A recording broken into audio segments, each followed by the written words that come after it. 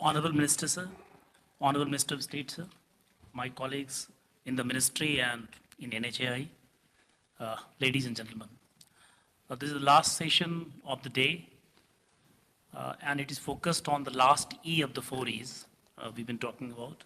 Last but not the least, this is about post-crash response. Basically, the idea is to formulate a strategy and an institutional framework of post-crash response so that we can save lives to the most possible extent. With around 1.5 lakh fatalities on the Indian roads every year, and about 1/3 of them on our national highways. This is something which is very, very heart-shattering. And the idea is to create a institutional framework where we can save lives with the fastest detection, with the fastest evacuation and trauma care, and most importantly, with some kind of financial support to those who have suffered the accidents. So, first of all, I'll request Mr. Yutaro Sithio, Team Leader WHO, to share his thoughts on this. Thank you. Thank you very much for the opportunity. Slide, please. First of all, on behalf of WHO, I would like to thank and congratulate the leadership of Ministry of Road Transport and Highway. As a UN lead agency for road safety, WHO has been working closely with MORTH, Ministry of Health and Family Welfare, Supreme Court Committee, and other partners on road safety area on both prevention and post-crash area. At the global level, we are conducting global ministerial conference every 5 years on road safety, which in the past, it is to raise the road safety agenda and to achieve the SDG target 3.6 to have the road fatality by 2030.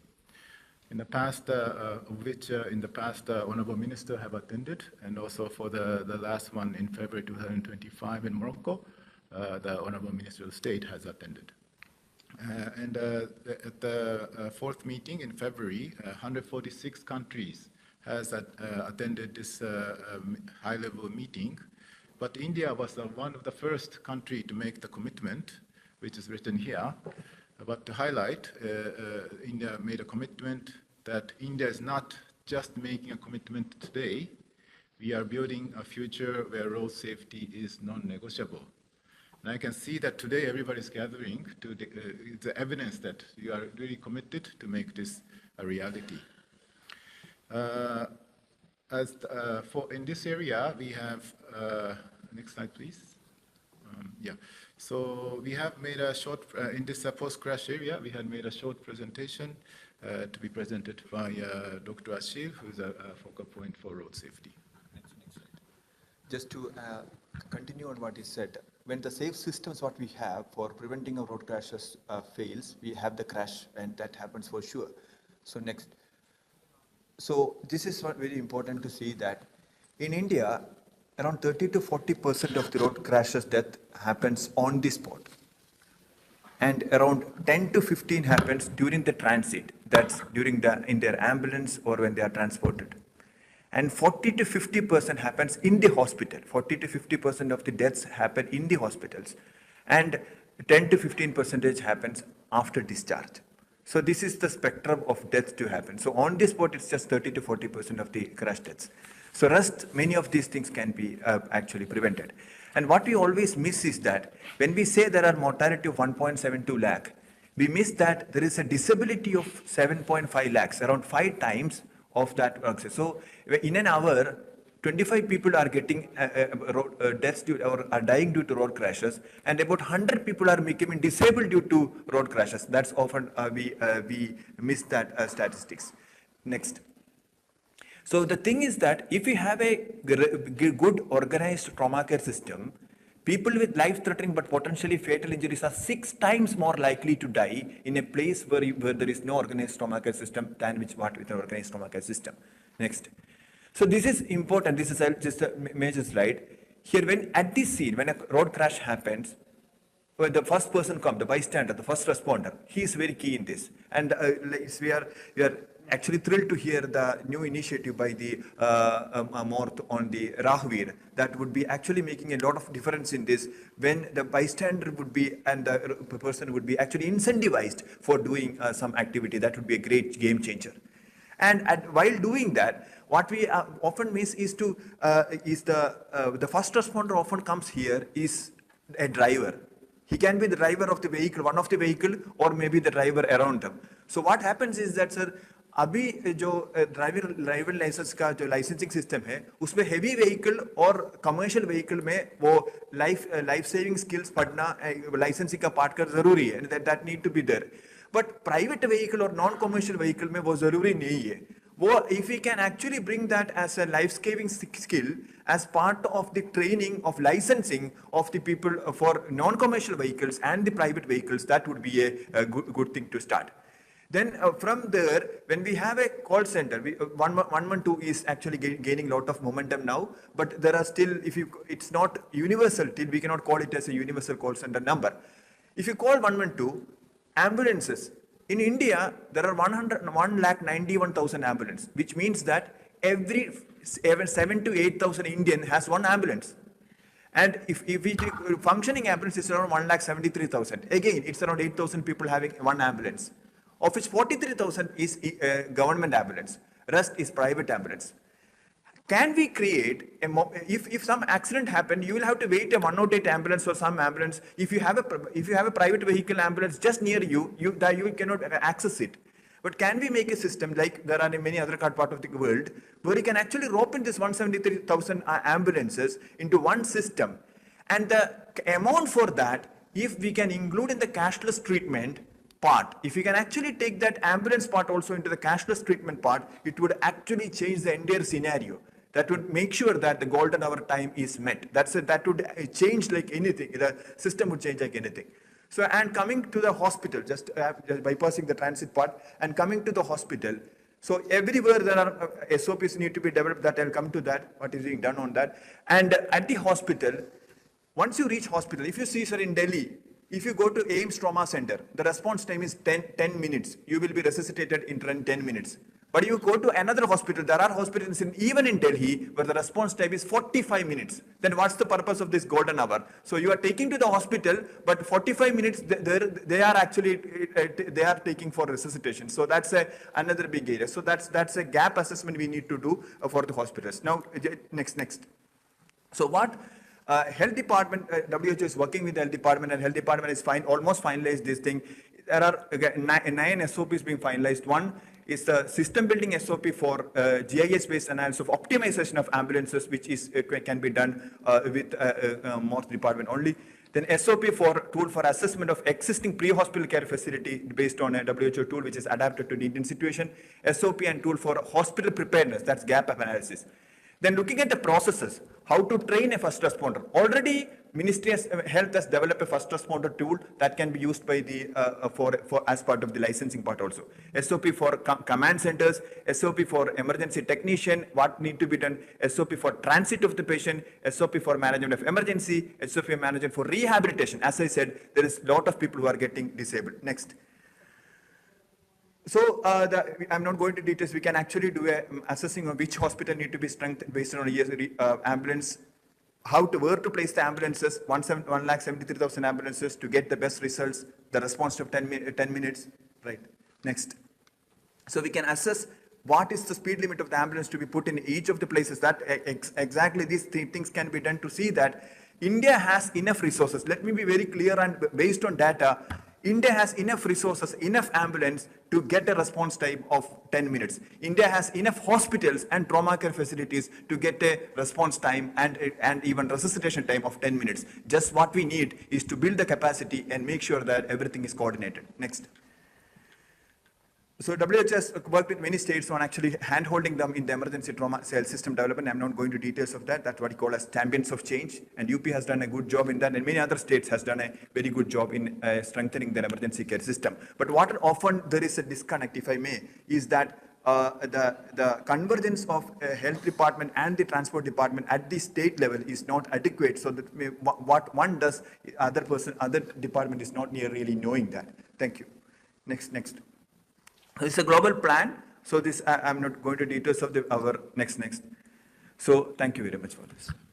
Just to add that, yeah, we commend the progress made by the India government and at the state level, but there's many things we can do to further strengthen the emergency care system. And as Ashil has mentioned, there's a lot of good practices across the state which can be scaled up at the different state at the national level to reduce strengthening this emergency care system can reduce the crash mortality, and reducing the mortality means we have more economic impact as well. And the WHO is happy to support in any way. Thank you very much. Thank you, Dr. Vitaro and Dr. Sheel from WHO for a very insightful presentation. And now moving on to our next distinguished panelist, Dr. Madhu Ringal. I'll request him to share his views about this post-crash management. Thank you very much, sir. नमस्कार माननीय मंत्री जी, minister of state साहब, सभागार में उपस्थित अग्रजों और मेरे मित्रों। मैं एम्स ऋषिकेश में एक ट्रॉमा सर्जन हूं और जो आज मैं आपसे साझा करने वाला हूं वो एक मेडिसिन पॉइंट ऑफ व्यू से साझा करने वाला हूं। एम्स ऋषिकेश की स्टोरी और एम्स ऋषिकेश को कुछ प्रयोग करने पड़े, उन प्रयोगों का रिजल्ट आपके साथ साझा करना चाहता हूं। Next please. Next. Post crash response में जो हमारे पिलर्स हैं, प्री हॉस्पिटल केयर, इन हॉस्पिटल केयर, रिहैबिलिटेशन और लीगल और सोशल सपोर्ट, इसके 4 पिलर्स होते हैं। नेक्स्ट। उत्तराखंड बहुत ही छोटा सा प्रदेश है और लगता है कि पहले 13 मोटराइज्ड स्टेट्स में उसका नाम है ना मोर्टेलिटी में नाम है, तो लगता है कि यहाँ पे कुछ ऐसी कोई बड़ी समस्या नहीं है। लेकिन जब हम डिसेबिलिटी एडजस्टेड लाइफ ईयर्स को कंपेयर करते हैं, जो कि years of life loss due to disease और डेथ, किसी बीमारी के कारण उम्र का ह्रास होना, मानिए कि 70 साल का कोई व्यक्ति, उसकी एक्सपेक्टेड लाइफ स्पैन है, 20 साल में डेथ होती है, तो 50 साल का लॉस सोसाइटी को होता है। इस डेटा में उत्तराखंड कंट्री के one of the top most states में से एक है। नेक्स्ट। हम लोगों ने 3 साल के शोध के दौरान, एम्स दिल्ली में मैं जब था तो 3 साल का शोध किया, उसके बेसिस पे एक level 1 trauma centre AIIMS Rishikesh में डेवलप किया।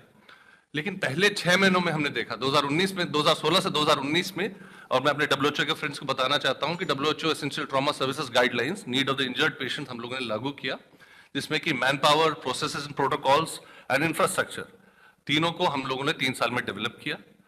लेकिन जब ट्रॉमा सेंटर खुला और पहले 6 महीने हमने देखे तो रियलाइज हुआ कि जो पेशेंट एक लेवल 1 ट्रॉमा सेंटर में आने चाहिए वो हमारे पास नहीं आ रहे, उनकी सिवियरिटी इतनी ज्यादा नहीं है। तो हमने डेटा खोजा और समझने की कोशिश की। उत्तरकाशी में एक बस खाई में गिरी थी, 29 लोग ऑन द स्पॉट मरे थे, 2 एम्स ऋषिकेश पहुंचे। इसी तरीके से टिहरी में स्कूल बस गिरी थी, 17 बच्चों की वहीं डेथ हो गई थी, 4 एम्स ऋषिकेश पहुंचे और अन्य भी। इसमें देखने वाली ये बात थी कि जो लोग एम्स ऋषिकेश पहुंच रहे थे उनका इंजरी सिवियरिटी स्कोर बहुत ज्यादा नहीं था, वो एक CHC या PHC में भी हैंडल हो सकते थे। तो हम लोगों को लगा कि भाई ऐसे ट्रॉमा सेंटर की सार्थकता क्या है। Next slide please.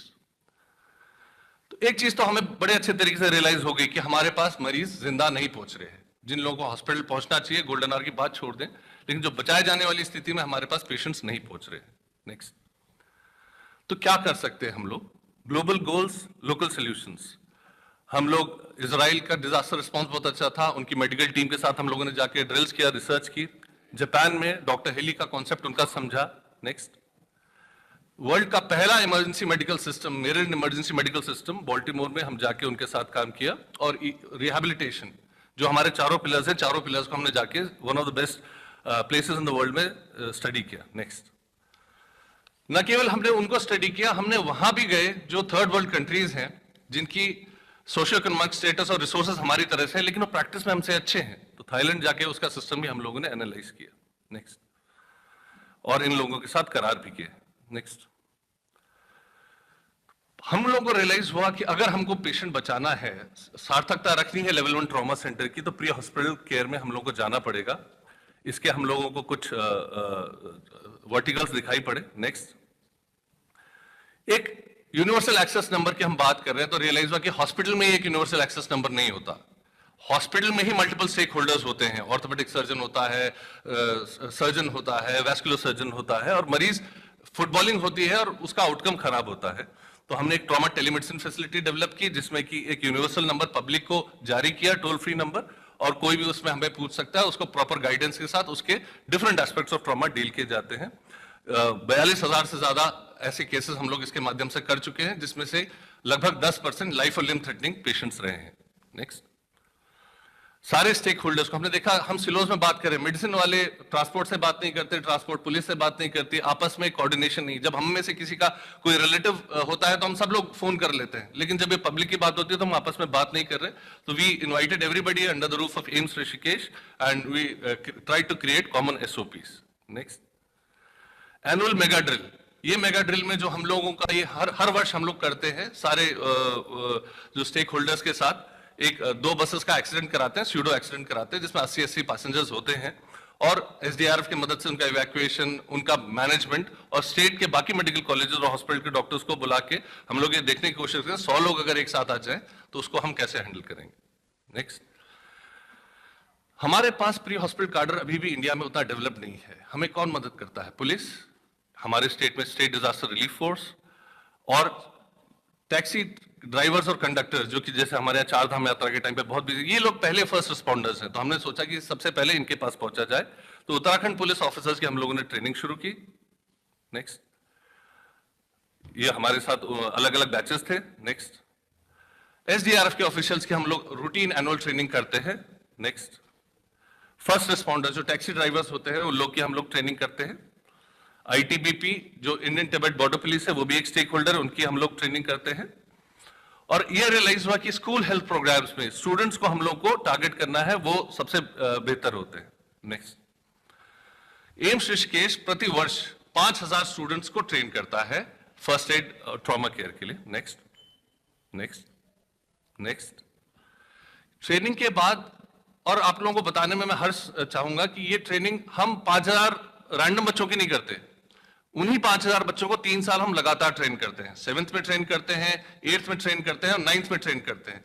तो बड़ी खुशी होती है जब 8th और 9th में हम बच्चों के पास जाते हैं तो ऑलरेडी आधी चीजें वो पहले ही कर लेते हैं कि सर ये तो हम वैसे ही जानते हैं, पहले से जानते हैं। सो 9th का बच्चा जब करके निकलता है तो वो सेंसिटाइज बच्चा नहीं होता, वो एक प्रॉपर फर्स्ट एड प्रोवाइडर होता है, उस सेंसिटिविटी से ज्यादा होता है। नेक्स्ट, नेक्स्ट, नेक्स्ट, नेक्स्ट, बच्चों के साथ ओथ ली जाती है और बड़े खेल के तरीकों के साथ उनको ट्रॉमा की इंट्रिकेसीज सिखाई जाती है। नेक्स्ट, नेक्स्ट, नेक्स्ट, अभी रिसेंटली सिविल सर्विस इंस्टीट्यूट ने हम लोगों से बात की और कहा ट्रेनिंग, तो इसका बड़ा अच्छा हमें लगा।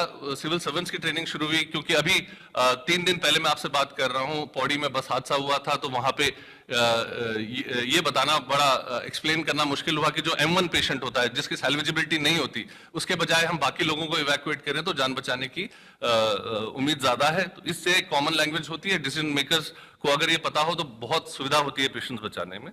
नेक्स्ट, नेक्स्ट,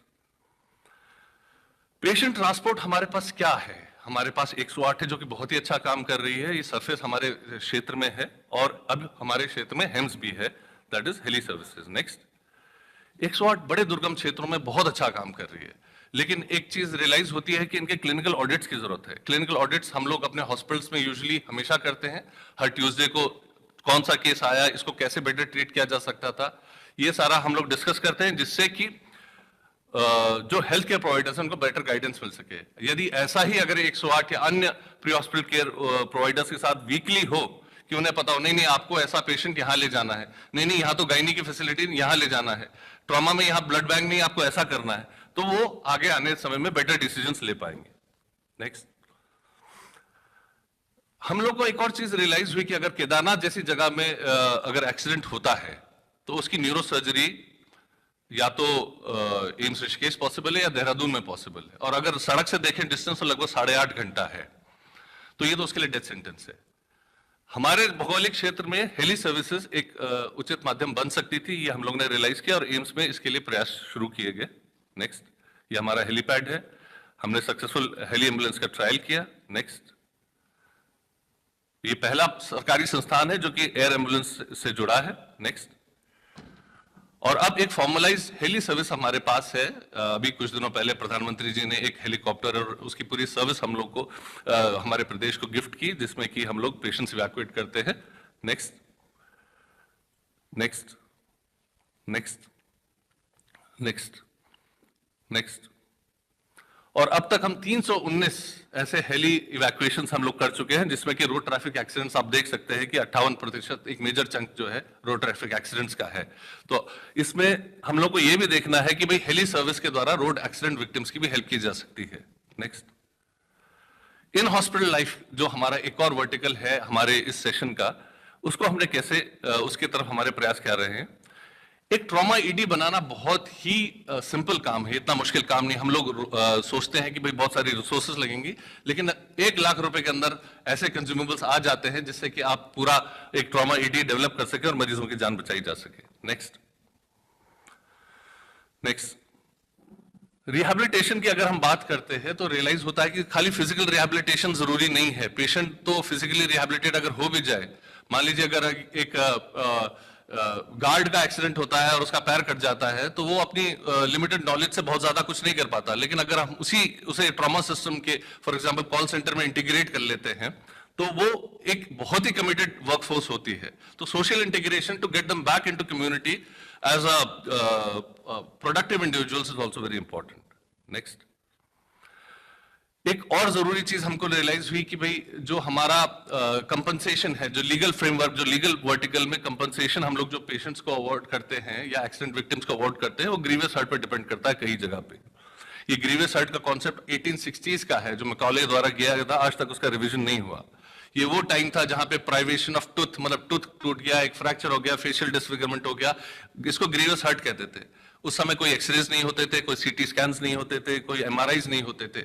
तो वही चीज आज तक भी चली आ रही है, लेकिन इसको ऑब्जेक्टिफाई करने की जरूरत है, जो हमने शुरू किया है और जो भारतीय न्याय संहिता में हम लोगों का एक शोध चल रहा है और बहुत शीघ्र इसकी रिकमेंडेशन हम लोग करेंगे कि भाई इसका रिवाइज करके इसमें ऑब्जेक्टिव क्राइटेरिया, मतलब किसी की स्प्लीन कट जाए तो आपके पास उसको ग्रीवियस हर्ट बोलने का कोई ऑब्जेक्टिव रीजन नहीं है, जबकि उसे मर सकती है, क्योंकि वो डेफिनेशन में नहीं आता है। नेक्स्ट, पॉलिसी एडवोकेसी में हम लोग मेडिको है, हमारा मैंडेट है, तो जो लोग अच्छा काम कर रहे हैं, save life foundation was doing amazing work, we were very impressed with the Good Samaritan law, so we thought let's empower them and support them from the medical part of the knowledge we have, and we are very proud to be associated with Save Life Foundation.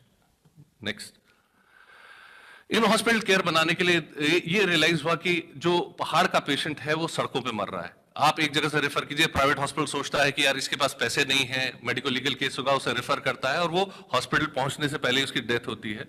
ये realise हुआ कि एक network doctors का बनाना बहुत जरूरी है। तो हर साल 11 से 17 अक्टूबर को हम लोग एक ट्रॉमा रथ निकालते हैं, हमारी डायरेक्टर हैं जो सुबह सुबह रथ को रवाना करती हैं। नेक्स्ट, ये रथ चीफ मिनिस्टर साहब फ्लैग ऑफ करते हैं अपने वहां घर से। नेक्स्ट, और ये डिफरेंट मेडिकल कॉलेजेस में जाता है, स्टेट के नेशनल मेडिकल कॉलेजेस में, जहां की हम न केवल बेसिक ट्रॉमा केयर बल्कि वहां डॉक्टर्स को एडवांस ट्रॉमा केयर भी देते हैं। ये देख रहे हैं आपकी वैस्कुलर एनास्मोसिस, जो कि नसों की सर्जरीज के बारे में बता रहे हैं। नेक्स्ट, और ये अन्य प्रोग्राम जो हम लोगों के साथ करते हैं। नेक्स्ट, इसके बाद जो आपका स्टेटस है, आउटकम एनालिसिस हम लोग की बाकी है, लेकिन अमेजिंग सक्सेस स्टोरीज है। मैं आपको बस 3 सक्सेस स्टोरीज बताना चाहता हूं। नेक्स्ट, ये हाथ कटा हुआ पेशेंट पिथौरागढ़ से आया था हमारे पास। ये सेपरेट पॉलिथीन में आया, वहां डॉक्टर्स की हमारे से बात हुई जो हमारे ट्रॉमा नेटवर्क में थे कि आप रिप्लांट कर सकते हैं। अगर 6 घंटे के अंदर अगर हमारे पास पहुंचा दिया जाए तो बहुत जल्दी रिप्लांट कर सकते हैं, कोशिश की जा सकती है। डिस्ट्रिक्ट मैजिस्ट्रेट ने तुरंत हेली के माध्यम से पेशेंट का हाथ बिठाया और ये उसका पेशेंट का ये फर्स्ट उत्तराखंड का पहला शोल्डर लेवल पे हैंड इम्प्लांट है। ये प्लीज वीडियो है, जरा सा प्ले कर दीजिए, 2 सेकंड का वीडियो है। ये आप देख सकते हैं राइट साइड में उसका हाथ पड़ा है, लेफ्ट साइड में ये पेशेंट जो है हाथ के साथ। नेक्स्ट, ये छाती में घुसा हुआ पेशेंट कुमाऊं से हमारे पास आया, 7 दिन बाद चल के गया। नेक्स्ट, हार्ट स्टैब, जो कि आज तक सुनते नहीं थे कि बच रहा है, कार्डियक स्टैब का पेशेंट हमारे पास। एडमिनिस्ट्रेशन और जो हमारे ट्रेंड जो हमारे ट्रेंड फर्स्ट रिस्पॉन्डर्स थे, उनके कोऑर्डिनेशन की वजह से एम्स पहुंचा और एम्स में ये बिल्कुल चल के घर वापस गया, जहां की उसका हार्ट पूरा फटा हुआ है। नेक्स्ट, ये हम लोग के लिए सक्सेस स्टोरीज हैं, बट एक्चुअली मैं जो कहना चाहता हूं ये हमारी सक्सेस स्टोरीज नहीं है। हमारी सक्सेस स्टोरी तो तब तक शुरू नहीं हुई थी जब तक हमारे साथ बाकी लोगों ने हाथ नहीं मिलाया था। सो ये पूरे सिस्टम की सक्सेस, जब ऐसे पेशेंट बचते हैं तो it means we have a very good pre hospital care, we have a very good in hospital care and future में रिहैबिलिटेशन होता है। तो ये हम सक्सेस स्टोरीज मानते हैं कि ये सिस्टम की सक्सेस स्टोरीज है, जो हमें लगता है कि अपने हमारे प्रयोग जो रहे वो उसमें कहीं साझेदार रहे। Next, so what do we think will work? Centralize EMS system, regular clinical audits of pre hospital stakeholders, जो मेडिकल हेल्थ प्रोवाइडर्स, कई बार क्या होता है कि हम ये 108 वालों को या इन प्री हॉस्पिटल वालों को रखते हैं, 3 साल बाद जब सैलरी बनाने का टाइम आता है तो उनको करके नए लोग ले लेते हैं. सो बाय हिट एंड ट्रायल जो 3 साल में उन्होंने सीखा होता है वो उनका सारा वेस्ट जाता है. Essentially they are drivers and conductors. So if there is any way to retain them in the system, that will be very good for patient care. Regular training and refreshers, first aid secondary जो हमारा school के साथ रहा है कि भाई secondary education में इसको करिकुलम में लाना बहुत जरूरी है.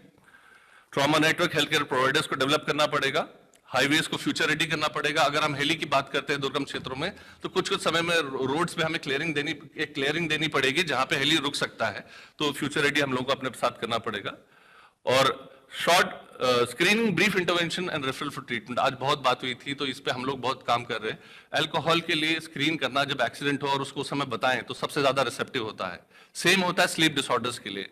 हमने रियलाइज किया कि उत्तराखंड में बहुत लोग नींद की वजह से एक्सीडेंट्स हुए हैं, उनको भी उस समय स्क्रीन करना और प्रॉपर रेफरल बहुत जरूरी है. और ग्रीवियस सर्ट को रिडिफाइन करने का टाइम आ गया है. Next. I thank you very much for your time. Thank you, Dr. Madhu Unyal, for sharing with us a wonderful presentation. We have our another panelist, Sri Gautam Singh from Save Life Foundation. I'll request him to share his views on this post-care management. Thank you Post-care sir. आप management. सभी को नमस्कार. मैं बहुत संक्षेप में अपनी बात कहूंगा समय के अभाव में. Can I have the slide please? जब तक स्लाइड आ रही है, जैसे अभी तक सारे पैनलिस्ट ने बताया, WHO ने अपना फ्रेमवर्क बताया, तो 3 मुख्य कड़ी होती हैं हमारे पोस्ट क्रैश रिस्पॉन्स की. सर, हम सुबह से बात कर रहे थे कि अगर इंजीनियरिंग में सुधार करें, एनफोर्समेंट में सुधार करें तो हम क्रैश होने से रोक सकते हैं. लेकिन सब कुछ करने के बाद भी अगर क्रैश हो जाता है तो हम अपने पोस्ट क्रैश रिस्पॉन्स को कैसे ऐसा बनाएं कि जितनी जानें अभी जा रही हैं वो ना जाएं. हम भारत में अमूमन, हमारे डॉक्टर्स एग्री करेंगे, क्लोज टू 50% ऐसी मौतें हैं जिनको हम टाइमली ट्रीटमेंट से बचा सकते थे. Next slide. Save life Bharat सरकार के साथ मिलकर ऐसा आउटलुक इस ट्रॉमा केयर पे रखती है कि जहां हम ऑन ग्राउंड सिस्टम्स को असेस करते हैं और ये मानते हैं कि एक चेन ऑफ सर्वाइवल, एक ऐसी कड़ी है जो आपस में जब तक नहीं जुड़ेगी तब तक क्रैश इंसिडेंट से लेकर पेशेंट के सर्वाइवल तक वो कड़ी आपस में नहीं जुड़ती जाएगी, रैपिड सक्सेशन में एक साथ नहीं जुड़ती जाएगी, तो वो पेशेंट की सर्वाइवल के चांस नहीं रहेंगे. इस कड़ी में कुछ कंपोनेंट्स हैं जो WHO ने भी अपने शेयर किए. जैसे ही हमारा क्रैश हुआ, अभी हमारे देश में मल्टीपल हेल्पलाइंस एग्जिस्ट करती हैं. हमारे पास 108 एम्बुलेंसेस का पूरे देश भर में नेटवर्क है. हमारे पास 1033 एम्बुलेंसेस का नेटवर्क है. और 2016 से MHA कह रहा है कि आप 112 पे सारी हेल्पलाइंस को ले जाइए. हमारे देश में 911 की तरह एक सिंगल नंबर इमरजेंसी रिस्पॉन्स का रहना चाहिए. तो हम भी यही बात करते हैं कि लोगों को ये याद ना रखना पड़े कि अगर मैं हाईवे पे चल रहा हूं तो मुझे 1033 मिलाना पड़ेगा, मैं उतर के स्टेट हाईवे पे चला गया हूं तो मुझे 108 मिलाना पड़ेगा. हमारे पास एक नंबर हो. नंबर पे कॉल करते ही जो साथ में लोग वहां मौजूद हैं वो बाय स्टैंडर्ड्स होते हैं. हमारे देश में भारत सरकार ने पहल करते हुए गुड समैरिटन लॉ की स्थापना कर दी है. अब कोई भी लोग जो आगे बढ़कर मदद करते हैं उन पर कोई कानूनी हैरेसमेंट उनकी नहीं हो सकती. लेकिन अभी फिलहाल अगर उनकी फिर भी हैरेसमेंट हो रही है तो उसकी कंप्लेंट करने का कोई प्रावधान नहीं है. तीसरी कड़ी हमारी आती है कि जब तक एम्बुलेंस डिस्पैच हो रही है, वो डिस्पैच कौन कर रहा है? नियरेस्ट एम्बुलेंस हो रही है, जीपीएस पोजीशनिंग है नहीं, या एम्बुलेंस की लोकेशंस ऑप्टिमाइज्ड हैं कि नहीं. अब एम्बुलेंस मौके पे पहुंच जाती है, एम्बुलेंस में जो लोग बैठे हैं, जो हमारे पैरामेडिक्स हैं, उनकी क्या क्वालिफिकेशंस है? अभी हमारे पास कोई नेशनल स्टैंडर्ड्स ऑफ क्वालिफिकेशंस नहीं है. एम्बुलेंस के अंदर इक्विपमेंट्स के लिए हमने नेशनल एम्बुलेंस कोड निकाला, उसकी कंप्लायंसेस का स्टेट पर अब जिम्मा है. और अभी हमारे यहाँ कंप्लायंसेस बहुत ज्यादा वेरी कर रही हैं. इतने अच्छे स्टैंडर्ड्स होने के बावजूद अभी हमारे एम्बुलेंसेस में बहुत अभाव है. अब दोनों चीजें हो जाएं, जो पैरामेडिक्स को इक्विपमेंट अवेलेबल है एम्बुलेंस में उसको यूज करना भी चाहिए. अभी हमारी ALS एम्बुलेंस जो एडवांस लाइफ सपोर्ट है, जिसमें वेंटिलेटर तक मौजूद है, उसका रेयरली इस्तेमाल किया जा रहा है. ALS एम्बुलेंस भी पेशेंट ट्रांसपोर्ट के लिए ही मेजॉरिटी यूज की जा रही है. आप नेक्स्ट स्लाइड पे जाएंगे तो साथ में मैं चाहूंगा कि आप डेटा साथ साथ देखते रहें और उसके साथ इन बातों को समझें. तो अब हमारी जो ऑन द रूट एम्बुलेंस उसको लेके जा रही है, उसमें जो ट्रीटमेंट प्रोवाइड करना है वो जब तक पैरामेडिक्स के बाद वो स्किलिंग और रिफ्रेशर ट्रेनिंग नहीं होगी वो नहीं हो सकता। At the same time sir हम हाईवे रेस्क्यू प्रोटोकॉल्स की भी बात करते हैं। तो हाईवे रेस्क्यू क्या है, हमने अपने क्रैशेस में देखा है, और जैसे दिल्ली मेरठ एक्सप्रेसवे का एक क्रैश सोशल मीडिया पे सबने देखा होगा, जहां 8 किलोमीटर रॉन्ग साइड एक बस आते रही और एक टीयूवी गाड़ी को हिट किया, जिसमें 7 से 8 लोगों की उसी वक्त मौत हो गई। वहां पर हमारे एक्सप्रेसवे के मल्टीपल कैरेजवे थे जो ग्रेड सेपरेटेड थे। हमारा मेन कैरेजवे जो एक्सप्रेसवे कैरेजवे था वहां पे क्रैश हुआ। हमारी पीसीआर, उसके बाद एम्बुलेंसेस, उसके बाद एनएचआई पेट्रोल वैन जो पहले आए, वो सब दूसरे जो एनएच कैरेजवे था ऑन द लेफ्ट, जिसमें एक बहुत बड़ा कंक्रीट मीडियन था, उस लेन में आई। तो हम स्ट्रेचर पे भी लोगों को निकाल के दूसरी एम्बुलेंस में नहीं डाल पा रहे थे। फिर हमारे हाईवे पेट्रोल जो बिल्कुल लास्ट में पहुंचे, उनके पास जो सीन सेफ्टी के प्रोटोकॉल्स हैं उसकी ट्रेनिंग का एक अभाव है। हमारे यहाँ गाड़ियां रुक जाती हैं, उसकी वजह से कई बार देखते हैं कि जब सीन पे लोग मदद कर रहे हैं तो पीछे से आके और क्रैशेस हो जाते हैं। तो पाइलॉन क्रैशेस को रोकने के लिए scene safety, scene command and scene management के जो प्रोटोकॉल्स हैं, हमारे जो एनएचएआई कंसेशनर्स ने बहुत अच्छा काम शुरू किया एनएचएआई एम्बुलेंस लगाने का। अगर उसको इवॉल्व करके हम हाईवेज पे और फिर स्टेट्स को इंस्पायर करें कि इन एम्बुलेंस की जगह हम चीफ रेस्क्यू ऑफिसर्स अपॉइंट करें, कि जो रेस्क्यू मैनेजमेंट का पूरा काम है जिसमें सारी एजेंसीज इन्वॉल्व है, सिर्फ एक कंसेशनर नहीं, पुलिस, एम्बुलेंस, सब लोग इन्वॉल्व है, उनकी मैनेजमेंट का काम अगर हम एक कोऑर्डिनेटेड तरीके से करेंगे तो हमारा रिस्पांस सिस्टम बहुत ज्यादा सुधर जाएगा। अब पेशेंट इन ट्रांजिट है, हमारे पास कौन से हॉस्पिटल में ले जा रहे हैं उसकी कोई अभी तक कोई प्रोटोकॉल नहीं। हमारी टेंडेंसी है और बहुत जगह रिटर्न में एम्बुलेंसेस को इंस्ट्रक्शन है कि आप नियरेस्ट हॉस्पिटल लेके जाएंगे। नियरेस्ट हॉस्पिटल आपका प्राइमरी हेल्थ सेंटर भी हो सकता है। हमने एक बहुत बड़े बिजनेसमैन के क्रैश में देखा कि उनको ब्रेन ट्रॉमा हुआ और उनको सबसे पहले पीएचसी लेके गए। अगर एम्बुलेंस को ये मैंडेट होता कि आप क्योंकि ट्रेन्ड पैरामेडिक हैं, आप मेडिसिन में ट्रेंड हैं, आप इंजरी को असेस करिए, इवैल्यूएट करिए, प्रिलिमिनरी ट्रायजिंग करिए और नियरेस्ट एडिक्वेट केयर फैसिलिटी पे ले जाएं। अगर उनको ब्रेन ट्रॉमा है, सीधा लेवल 1 और 2 ले जाइए। अपने मैंडेट को पूरा करने के चक्कर में पीएचसी लेवल 4 भी नहीं है जो, वहां मत लेके जाइए। तो उन हॉस्पिटल्स की डेजिग्नेशन का काम हमारे नेशनल लेवल स्टैंडर्ड्स, उसमें हमारे कुछ गाइडलाइंस हैं जो अभी हाईवे तक सीमित हैं, जिसमें लेवल 1, 2, 3 की बात होती है, उसको एक्सपैंड करते हुए लेवल 1 to 4 ट्रॉमा सेंटर्स की गाइडलाइन पूरे देश के लिए बने। देश के सारे हॉस्पिटल जहां इमरजेंसी वार्ड है, not just trauma centres, emergency wards हैं, उनको डेजिग्नेट किया जाए, उनके बाहर लिखा जाए ये कौन से लेवल के हैं, और सेम इंफॉर्मेशन जियो मैप जीआईएस के सिस्टम से हमारी एम्बुलेंस की जीपीएस में फीड हो, वो नियरेस्ट एडिक्वेट केयर फैसिलिटी पे लेके जाए। वहां ले जा रहे हैं तो अभी हमारे पास इतना भी सिस्टम नहीं है कि हम उनको इन्फॉर्म कर सकें कि ऐसा ऐसा पेशेंट इस इंजरी के साथ इस कंडीशन में आपके पास आ रहा है। जहां जहां एम्बुलेंसेस हॉस्पिटल से अटैच्ड हैं, वहां हमने कुछ अच्छे एग्जांपल्स देखे, वहां लोग अपनी तरफ से जरूर इन्फॉर्म कर देते हैं, लेकिन ऐसा कोई pre hospital arrival notification system देश में एग्जिस्ट नहीं करता है। तब तक आप नेक्स्ट स्लाइड पे भी आ जाइए। जब तक हॉस्पिटल तैयार होता है, वहां पेशेंट का हैंडओवर होता है, रेफरल होता है, तब तक काफी समय चला जाता है।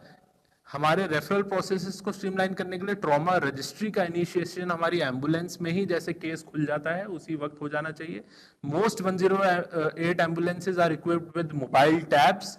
उन मोबाइल टैब्स का सदुपयोग करने का अब टाइम आ गया। उनके आइसोलेटेड सॉफ्टवेयर में सिर्फ डेटा एंट्री ना रह जाए, एक इंटीग्रेटेड ट्रॉमा रजिस्ट्री में वो डेटा घुसे और वो हॉस्पिटल की पूरी जर्नी, पेशेंट की जो यूनिक आईडी है उसको ट्रैक करती रहे। जहां रेफरल्स हो रहे हैं, क्योंकि बहुत टाइम ऐसा होगा कि जहां बेसिक उपचार हमने दे दिया लेकिन उसके बाद हमें एम्स, ऋषिकेश या ऐसे सेंटर्स पे देश में उनको रेफर करना पड़ेगा, जीएमसीज में रेफर करना पड़ेगा।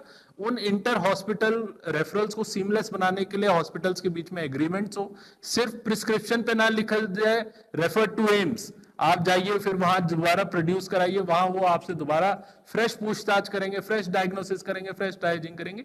इंटर हॉस्पिटल एग्रीमेंट में पेशेंट की फाइल जब तक पेशेंट पहुंच रहा है उससे पहले पेशेंट की फाइल उस हॉस्पिटल में पहुंच जाए, तो वो ट्रॉमा रजिस्ट्री हमारा सॉल्व कर देगी और उसके बाद अल्टीमेटली स्पेशलाइज केयर मिले। हमारे स्पेशलाइज कई सारे आप इधर कुछ डेटा देख रहे होंगे हमारे ऑन फील्ड ऑडिट्स में, कई जगह हमारे स्पेशलिस्ट हैं तो इक्विपमेंट नहीं है, कहीं इक्विपमेंट है। बहुत सुंदर ओटीज नागपुर के हमारे लोग थे यहाँ पे, नागपुर रूरल के कई सारे हॉस्पिटल में इतने अच्छे ओटीज हैं लेकिन सर्जन्स नहीं। तो इन गैप्स को अवॉइड करते हुए हम इनको ब्रिज करें और ऐसे सीमलेस स्पेशलाइज केयर का इंश्योर करें। अंत में जो रिहैबिलिटेटिव केयर है वो जब पूरा हो जाएगा तब उस ट्रॉमा रजिस्ट्री में उस पेशेंट का केस क्लोज हो। ये ट्रॉमा रजिस्ट्री सिर्फ पेशेंट ट्रैकिंग के लिए नहीं, कल को हमारी मेडिकल रिसर्च को इतना एडवांस करेगी। एम्स जैसे संस्थान और अन्य डॉक्टर्स को जब ये डेटा मिलेगा तो बहुत साइंटिफिक और इंटरवेंशन निकल के आएंगे। Next slide. कुछ सॉल्यूशंस जैसे मैंने आपको बात करी, इन सारी चीजों को हम अब जीरो फेटेलिटी डिस्ट्रिक्ट प्रोग्राम के माध्यम से डिस्ट्रिक्ट तक पहुंचा रहे हैं। इसमें लार्जर मैंडेट हमारी स्टेट्स का है, तो सभी स्टेट्स जो यहाँ पे मौजूद है, मेरी एक अपील रहेगी सबसे मिनिस्ट्री के तरफ से, सबकी तरफ से, कि हम स्टेट लेवल पर जितनी ये ट्रॉमा चेन को हम इंटीग्रेट कर सकते हैं, इन कंपोनेंट्स को सॉल्व करके आपस में सीमलेस बना सकें, उतना हम कोशिश करें। Next slide. अब यही बात जो हम बार बार कर रहे हैं, इन कंपोनेंट्स में जो जो गैप्स हैं उसको सॉल्व करते हुए कुछ चीजें हमारी सेंट्रल लेवल पे सॉल्व हो जाएंगी एंड मोस्ट चीजें हमारी स्टेट लेवल पे सॉल्व होंगी। तो इसी की अपील के साथ मैं अपना एड्रेस खत्म करूंगा। बहुत बहुत धन्यवाद। Thank you, Gautam, for a wonderful presentation. Now we move to the last panelist, Dr. Gyaneshwar Shelke, 108 ambulance BVG. So I'd like him to share his insights about post-crash management. Namaskar, good evening, Honorable Minister and dignitaries. So this is my last session, so you can certainly be relaxed. I'll quickly finish it. I will not repeat the points which are put forth by WHO, AIIMS Rishikesh and Save Life. I'll skip those points so that this session is more informative for all of us. Next, please. So the context is certainly the post-crash response, and this comes out of 11 years of first-hand working as a Chief Operations Officer of 108 Maharashtra. So this is my first-hand experience of handling the state-level EMS for last 11 years. Next, please. So in last 11 years, Maharashtra EMS has served 1 crore 8 lakh patients as on 31st March. उसमें से अगर हम trauma के ऊपर ध्यान दें तो trauma के अबाउट 8.5 lakh पेशेंट्स थे out of this 1 crore 8 lakh. तो basically if we look at the overall understanding of how the EMS functions, तो उसमें वेंटिलेटर पे 4,000 प्लस पेशेंट को केयर मिला है and the childbirth is not the topic for today, but 40,000 babies have born in the ambulance. Next, please.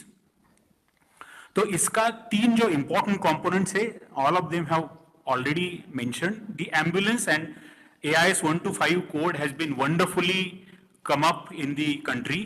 Only one part is age of the ambulance has to be specified, because emergency ambulance we cannot operate for like a normal ambulance. So you know, some like Goa has come up with age as 4 years or 1 lakh kilometers. Gujarat has come up with some other criteria. So I think nationally we should notify what should be the emergency ambulance age in years and in kilometers.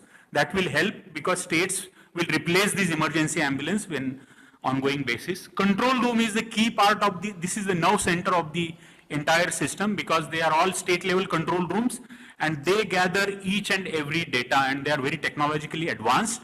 They have also backup control rooms. We also have backup control room, one in Pune, one in Nagpur. The training is one of the key part. Maharashtra is the first state to have doctors on the ambulances 24/7. They are trained and certified by the Symbiosis International University, and the state curriculum is state approved. So these 3 components are key part. For national highway, what is the takeaway is drivers also should be certified, and there should be a designated curriculum for ambulance driver. So that is the recommendation for the NHAI. Next, please. I did a research for first 3 years of data because this scheme was launched in 2014. So 14% reduction, and this matches with WHO data. They mentioned that during transport, 10 to 15% deaths have been happening. So saving life, 14% lives have been saved after implementation of this system. This is only for trauma patients, not other patients. Next, please. So we also look at when we are having the high load of trauma patients, and that way we do a lot of thinking about deployment of ambulances. So we are very busy at the evening time, 4 to 8. Rest also, the nighttime fatalities are very severe, but number-wise we are very busy during the evening time. Next, please. Now we're coming down to today's topic. Next, please. So post-crash response may, now sensing is the key part in any response. So for us, the most important part is the identifying location of the crash. So we have been working a lot on this. Now location-based technologies have been come up. We have also deployed calling apps, because apps have location we can take up in the control room.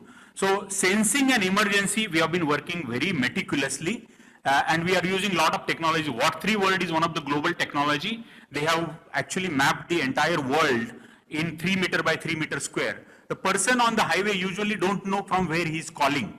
So we have been generating 3 words for him as an SMS.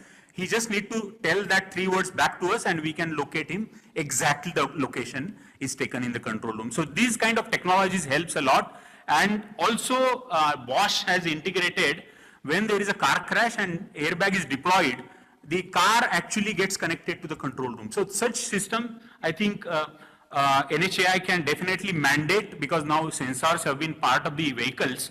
So when vehicle meets with the crash, the vehicle can communicate with the control room. So that can be also one of the point which can be taken up. Next, please. Second important point, since Jan, we have implemented Good Samaritan app. Now this is very important because Good Samaritan law has helped a lot making sure that the Good Samaritans are safe. Now what this app does is, if I am a Good Samaritan and there is a crash, right now we have kept 5 kilometers as the radius. If there is a crash, I get a notification and I am navigated to the crash location. So now it is kept as 5 kilometers. We have trained about over 3,000 Good Samaritans in the state in last 3 months. And this year, probably in 1 year, we'll be training about 50,000 Good Samaritans. Now, Good Samaritans gets the notification when there is an accident. So even before ambulance, Good Samaritan can be at the location. So this is the whole idea of having Good Samaritan. We have also given him a lot of first aid, and all the knowledge has been given in this app. Also the extrication is the key part. Now see, lot of times if the patient is not extricated scientifically out of the vehicle, the chances of death of the patient becomes much higher. So extrication guidelines are also given in the app, so that they do not damage, do no harm is something, the principle is added in this, inside this app. Next, please. How it works is, once we receive call in the control room, the notification goes to the Good Sam as well as the ambulance is dispatched. So because Good Sam is in the vicinity, he responds first before the ambulance arrives. And that's how it works actually. Next, please. And Good Sams are actually trained. And many a times what happens, we pass by the accident, we have no time. So we have added in the app, you can just take a picture and submit it. That's it, you can move for your work. We take the coordinates of the incident location. AI does the analysis of the incident within few seconds. It does like which vehicle is involved, how many patients are there, and what is the location. So it is few seconds, this AI analysis is done in the control room and vehicle is dispatched. So these two interventions, one is AI analysis of the accident image and second is alert to the Good Sam. These two things have changed a lot in Maharashtra. Next, please. So almost about 10,000 accident images have been uploaded through this app, and we have been analyzing it. Next, please. And these are Good Sam location across the state. The next important part, I think the control room, the CAD is the key part, because responding agencies, I think all my earlier respondents mentioned that coordination is so important in the response, because we have police, we have many a times highway rescue teams and others. So having all of them on the same plane is the key part. On Samruddhi Expressway, sir, our response time is 10 minutes. We have served about 4,000 emergency patients on Samruddhi because there is a dedicated response on that road, and those ambulances are only dedicated for highway, they don't serve community, and hence 10 minutes response time we could able to maintain on Samruddhi. Next, please. These are the all rescue challenges. Next, please. So we have been, now we are researching on predictive analysis. We are developing an AI module where last 10 years data can be used to predict future incident. This means that, next week what we can expect, next month what we can expect, based on our festivals in India, how, because traffic situation in different places are based on the festival. So we are developing a predictive model now to deploy it so that we can predict what can happen next. Next, please. Again, cashless treatment, probably if it happens immediate, that will be much better because, when we take the patient to the hospital, if we can assure the hospital that this payment will be done, then probably the scenario of the hospital will change. And as far as the leveling of the hospitals are concerned, not only government, if we can also involve private system into this, because 75% of the system in India is private healthcare. And, we have to involve them to make sure that the patients are treated in time. Next, please. So this is a summary of what I discussed. Next, please. Next, please. AI and IoT, as I mentioned, we have developed one predictive modeling for the trauma, and we are testing it now. We have also taken IRAD data and integrated in our own trauma data, and we are, the black spots. We are ensuring that the Good Samaritans are trained around black spots first, so that the alert can be given to them to help the trauma patients. Next, please. School training, I think this is very important. Everybody has mentioned about it. I will recommend to have a chapter on emergency response in 8th and 9th standard. They should be trained in first response, Good Samaritan, and the basic life support. This is most important. In Kolhapur, 8th standard boy saved his father's life by just knowing how to call emergency service, how to be with him, how to resuscitate him, follow the instructions of the control room, and wait for the ambulance to come. He saved his father's death. Next, please. I think these are the 4 pillars: the incident detection, which I mentioned, the CAD response, the Good Samaritan, and the cashless medical support. Next, please. Thank you very much. Thank you. Thank you, Dr. Shelke. So we've come to the conclusion of the last session, and thank you all the panelists for making wonderful presentations and sharing great insights, which would go a long way in formulating appropriate policies and responses for a very institutional, national level framework for crash evacuation and treatment. Thank you very much. Thank you so much, Shri Vinay Kumar ji, for chairing this session. It was indeed a very informative session.